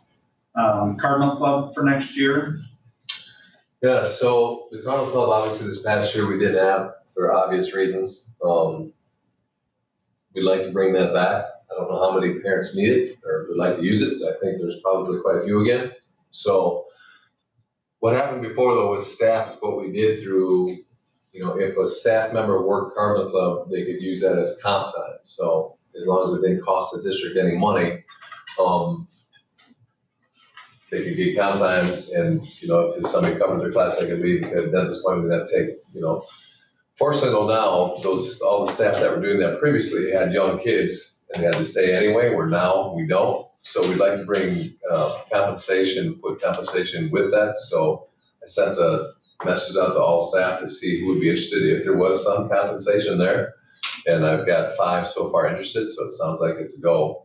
I don't know if you want to talk compensation, Mr. Well, it would be Burke. just per employee handbook, it's $20 an hour it starts, and it goes up to 24, depending on how many years you've been there. It's what they get paid for extra, for teachers. Teachers would be doing it this year, and actually they've done it before, like Josh said, with comp time. Also, we can get the funding through Fund 80 by just increasing that levy slightly, and it won't be a large amount, and then the parents also would pay a fee. Usually it's less than, it's usually kind of a cut rate, but provides a good service and. That's before and after school or just after school? 7:30 to 8, before school, no, 7:30, sorry, 7 to 7:30 before school, half hour, and then 3:30 to 5, so hour and a half afterwards. And then obviously the fee is probably gonna increase from previous, I don't know, we haven't decided yet what would be a fair fee. It's obviously still gonna be a lot less than we're gonna get back from it, but again, I agree, as Mr. Bird said, I think it's a great service for families and staff to make a little extra money. And, those families that can't get there till 5 o'clock can still do that without having to find a babysitter someplace after school, then, that. And then do we get extra, student hours for that as well, or is that not one that we can count extra hours? So it's just the tax levy that had additional funding? Yes. Sorry, Ashley. No, you're okay, I apologize, I'm glad you're bringing it back, because that was one thing a couple parents actually approached me about, saying, we need this. So.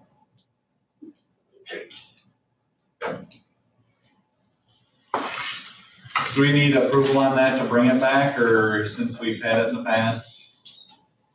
You want a motion just to approve it and Yeah. allow compensation Yeah. directly? Move to reinstate Cardinal Club and allow compensation. I'll second that motion. A motion by Jaeger and a second by Schimick to approve Cardinal Club for this coming year. And if we could add in there that it would be, partial funding through the Fund 80 program. Yeah, because last year we actually reduced that because we didn't offer it, correct? Is there any other discussion? Seeing none, all those in favor, please say aye. Aye. Opposed? Motion passes. Next item is live stream sporting event advertising options.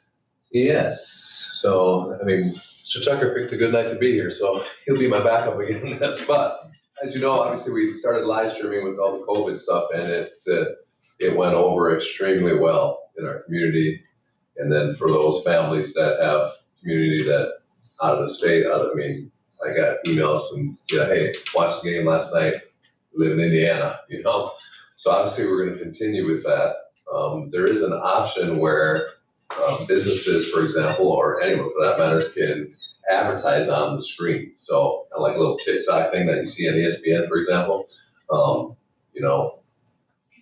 Richie's, whatever, tractor service or whatever on there, you can be on there for a fee, and then you can help pay for your live streaming. So that's something that schools are doing now. They're also adding some play-by-play stuff. So I've seen schools in River Valley, for example, my nephew, who's a senior, did the play-by-play for a girls' game, So obviously you gotta have the right people, they have to understand the parameters of that, but something that I think, if you guys are willing, we can look at that. We don't have to, but it's a source of funding. It might be a great, we had football games, we've had a ton of people watch it live stream, especially when the weather gets bad, it's raining out or something, they still watch the game. My parents, for example, don't go to any away games anymore, they just don't feel comfortable driving at night, so they can just click on there and watch the game. So it's the one that a lot of people are gonna see, so it'd be a good advertisement for a business if they chose to use it. So something I wanted to bring up, if you guys wanna try, and we can put that out there and give businesses the option. If they wanna do it, great. If they don't, I have no idea what we would charge, but, what did I miss there, Mr. Zucker? Well, I don't know about ESPN ticker thing, but anyways. There's a couple of schools in Wisconsin that did it, like Nacusa, which isn't a large school at all, I think they did it, and I think we could reach out to them and just kind of ask them what they charge. So basically, you just get a little JPEG or whatever their business logo, and you just kind of put it in the corner of the screen, and you can have them rotating, or you could just sell it as, let's So that's, for example, they get the whole game, so much for a game, or however that works, or however we decide to do it, I don't know, but. So, Just don't put it over the scoreboard. yeah, but it is just a little bit more work because you can't just do it with the camera that's in the ceiling. Like you actually have to have a computer there with some software to do that with. So it does take one more person to have that running. So Each and every game. Yeah, that's the unfortunate part, where basketball games, you're gonna have to worry about it, but now if you wanted to, somebody paid to advertise for that game, Mr. Checker would have to, or someone would have to get that in there. Is it something that's difficult that you could have? like, a So- student do it or something? So I or did would you have to do it? a student helper when I was doing the football games, and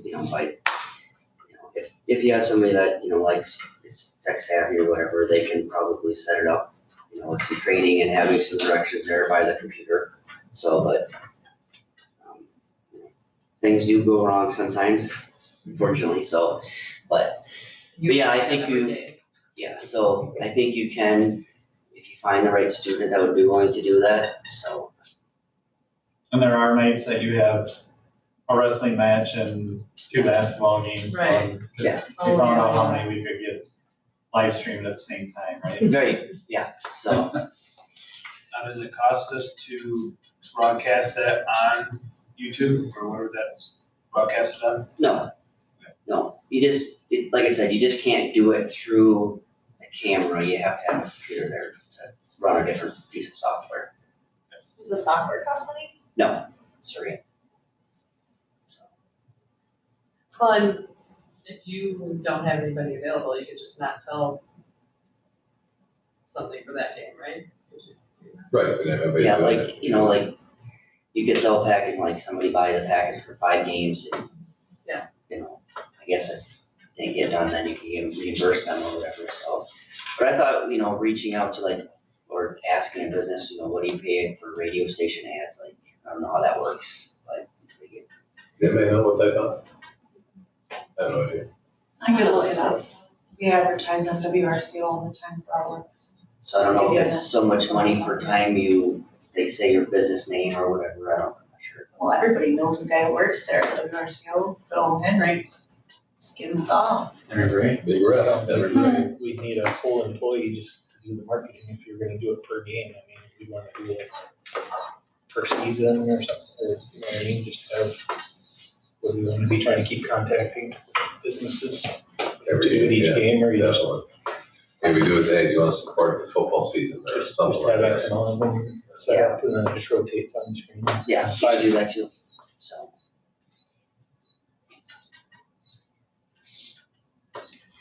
Yeah, I'm good with you guys exploring the option. It's just, if it turns into more work than it's worth, it isn't necessary either. I mean, it's a good option for those businesses, because like I said, there's good exposure there and gives them an opportunity to. And even if we don't do it, I think it's a good option to have a playoff time if they do something similar to last year where playoffs cost money and Macon was generous enough to donate from the majority of those, and I don't know who else did, but they're gonna pay the fee to let everybody watch it. I would think we Nice to get their advertising on there and not just a face tag. Or that could be the plan, is if you are selling advertising with the expectation that those games would be provided then, and that would cover it. Okay, we'll do some exploring, see if we can find out.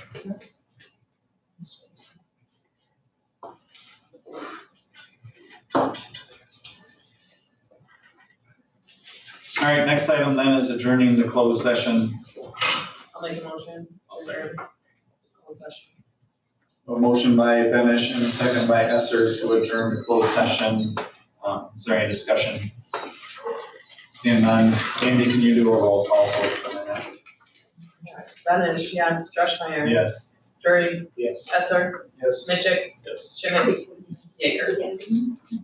Motion passes. We'll wait for Brad to turn off our live feed.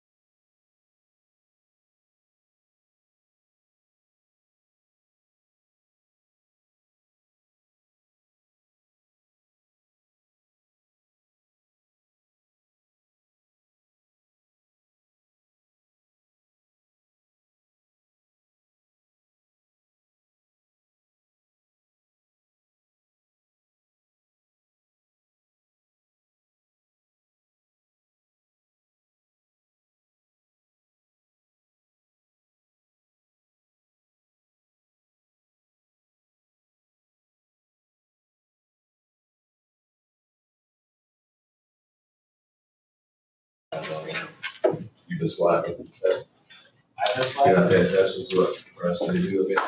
Come back and learn. Thanks. One, two, we're going to do. Are we rolling, Bradley? Okay, so 1, 2 with the finger. Coach Aid, Carol, how are you? how's camp? Great. Wet? No? 7:40 we stopped, rain came around 8, so. Just wait, up to go ahead and run the restroom and we'll be right back and we'll get rolling. Are you recording the Bucks game, Drew? So, maybe we got an update, how they doing? That's what I was I don't saying. know. They're down by 2 right They were now. down. He's like the students that were, you know, the results. Yeah, that's right, that's what. Fred's got it small inside his You wonder Get what? after him. It's 3 days, turn it in before you go to work.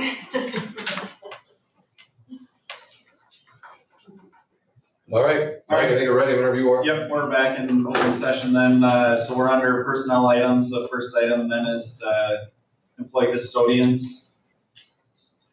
I'll make a motion to employ 1 full-time custodian and 2 part-time custodians. Second that motion.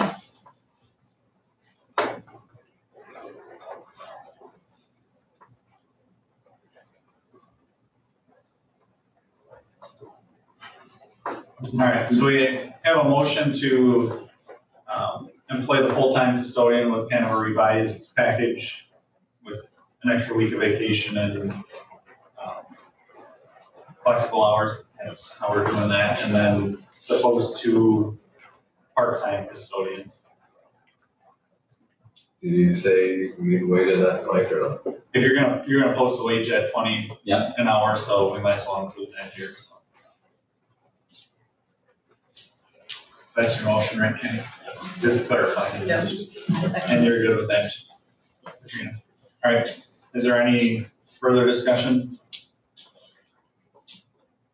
Seeing none, all those in favor, please say aye. Aye. Opposed? Motion passes. Next item then is employee aides. What do you have for that, Josh?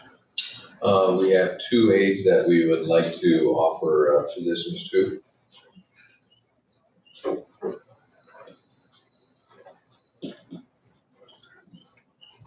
Do you need details for it? I know. You on your phone?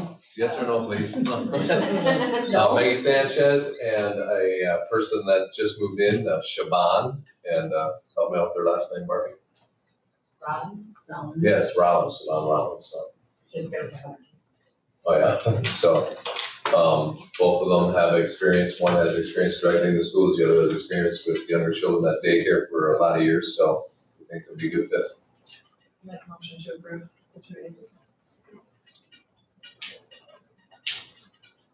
A motion by Benish and a second by Jaeger to offer 2 aide positions. Is there any discussion? Seeing none, all those in favor, please say aye. Aye. Opposed? Motion passes. And then under Spanish teacher position, we have resignation, Josh. Yes, a resignation from Jessica Weber. I'd like to thank her for her 9 years of teaching with us, did a phenomenal job. So if you would accept her resignation and then have another person then for the position. Make a motion to accept this. Second.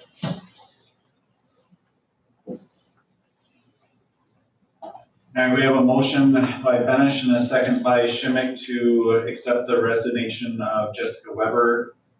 Appreciation for the time she's taught here. Is there any discussion? Seeing none, all those in favor, please say aye. Aye. Opposed? Motion passes. And then is a new position, Josh? New position, Jacqueline Johnson. Lives in Florida now, is moving up this way soon. A lot of experience, has her master's, very capable, taught up to Spanish 5, has connections with universities, so we feel that we're in good hands. Make a motion to Second. Jacqueline Jeff. A motion by Benish and a second by Esser to approve the Spanish teacher position. Is there any discussion?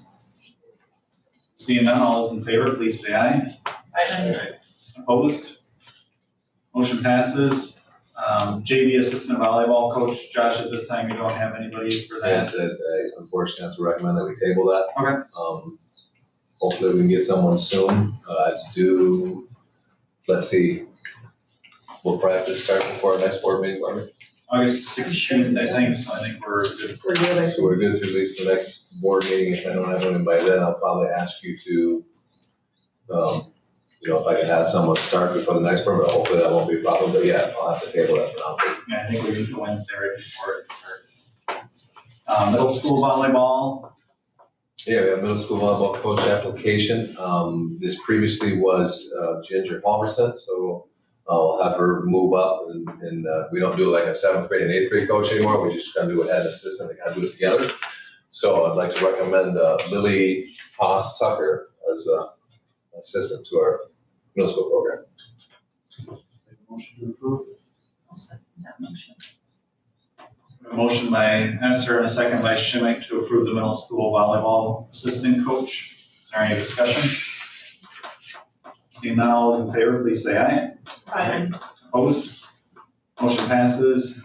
Grade 10 advisor. Yeah, Ashley Halverson, she did that previously and then stepped down last year. And then she volunteered to take it back this year, so Ashley Halverson, please. Motion to approve. I'll second. A motion by Esser and a second by Benish to approve the grade 10 advisor. Is there any discussion? Seeing none, all those in favor, please say aye. I, Opposed? Motion passes. Grade 9 advisor, Josh. Grade 9 advisor, I want to table that as well, please. And JV assistant boys basketball. JV assistant boys basketball, I want to recommend Andrew Wolf. He previously helped out in our middle school, did a good job. And Dan Palamacher is stepping down. He's got some granddaughters in the Riverdale district that he'd like to see a little more of. So I'd like to recommend Andrew Wolf to step up and do JV. He helped out last year as a volunteer. I make a motion to approve Andrew Wolf. I'll second. A motion by Schimick and a second by Benish to approve the JV assistant boys basketball coach for Andrew Wolf. Is there any discussion? Seeing none, all those in favor, please say aye. I, Opposed? Motion passes. Date for the next board meeting then is August 11th at 6 p.m. And then as far as committee meetings, nothing right now, Bryce, that you, We need transportation meeting before next board meeting? I think we'll wait. Bus routes and stuff, wait. I mean, I haven't done the bus routes, I don't know if they. We usually do that once a year, don't we? Just go through with Lynn and the bus routes and Bradley? I don't think. I really doesn't. I don't think so. We're good? Last couple years we haven't done Okay. No. I hope all the kids get here then. If they don't, you can go pick I up. wasn't hired now. You weren't on the old payroll then? No. I make a motion to adjourn. Motion by Drury and a second by Yeager to adjourn. All those in favor, please say aye. I, Opposed? Motion passes. bar two.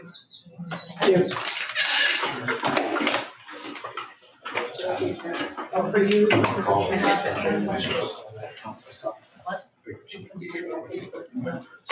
have to find the one. You'll have to find the Oh, dang. And we're still going until we get. Shutting us down there, Bradley? I don't mind. No, I can just leave. I don't think I have end all.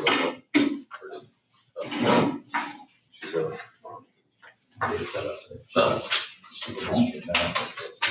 We did Yep. that. All those positions, people laughed.